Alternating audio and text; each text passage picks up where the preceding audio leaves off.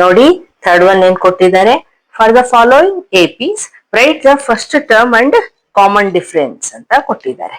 ಇದಕ್ಕೂ ಮುಂಚೆ first term common difference ಕೊಟ್ಟಿದ್ರು, ಎಪಿ ಫಾರ್ಮ್ ಮಾಡಿ ಅಂತ ಹೇಳಿದ್ರು. ಈಗ ಅವರು ಎಪಿಸ್ ಕೊಟ್ಟು first term and common difference find out ಮಾಡಕ್ ಹೇಳಿದ್ದಾರೆ.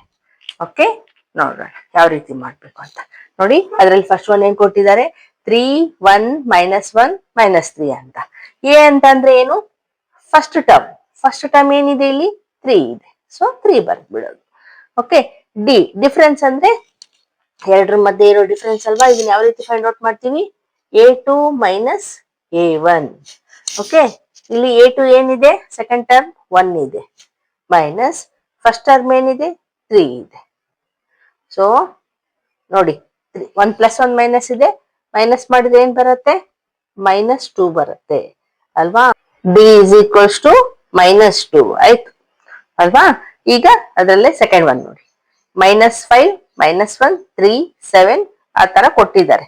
ಓಕೆ, ಇದು ಆಲ್ರೆಡಿ ಎಪಿ ಇರೋದೆ, ಅವ್ರು ಕೊಟ್ಟಿದ್ದಾರೆ ಫಾಲೋಯಿಂಗ್ ಎಪಿಸ್ ಅಂತ. ಓಕೆ, ಎ ಏನಾಗತ್ತೆ, ಫಸ್ಟ್ ಲೆಟರ್ -5.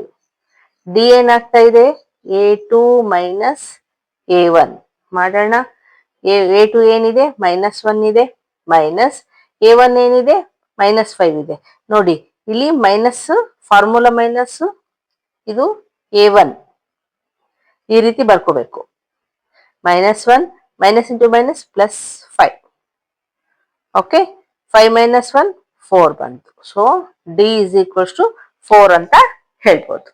ಓಕೆ, ಈಗ ಥರ್ಡ್ ಒನ್ ನೋಡಿ. ಥರ್ಡ್ ಒನ್ ಏನ್ ಕೊಟ್ಟಿದ್ದಾರೆ, 1/3 5/3 9/3 13/3 ಅಂತ ಎಪಿ ಕೊಟ್ಟಿದ್ದಾರೆ. ಸೊ ಇಲ್ಲಿ ಎ ಏನಾಗತ್ತೆ, ಫಸ್ಟ್ ಟರ್ಮ್ 1/3 ಆಯ್ತು. ಡಿ ಅಂತಂದ್ರೆ A2 - A1 ಮಾಡ್ತೀವಿ ಅಲ್ವಾ. ಸೊ A2 ಏನಿದೆ, 5/3 ಇದೆ, ಮೈನಸ್ A1 ಏನಿದೆ, 1/3 ಇದೆ. ನೋಡಿ ಡಿನಾಮಿನೇಟರ್ ಸೇಮ್ ಇದೆ, ಸೊ ಡಿನಾಮಿನೇಟರ್ ಸೇಮ್ ಬರುತ್ತೆ. ಮೇಲೆ ಏನಿದೆ ನ್ಯೂಮರೇಟರ್ 5 - 1. 5 - 1 ಮಾಡಿದ್ರೆ ಏನ್ ಉಳಿಯುತ್ತೆ ನಮ್ಗೆ, 4/3 ಬಂತು. ಅಂದ್ರೆ ಡಿ ಇಸ್ ಈಕ್ವಲ್ಸ್ ಟು 4/3 ಬಂತು. Okay, A is equals to 1/3.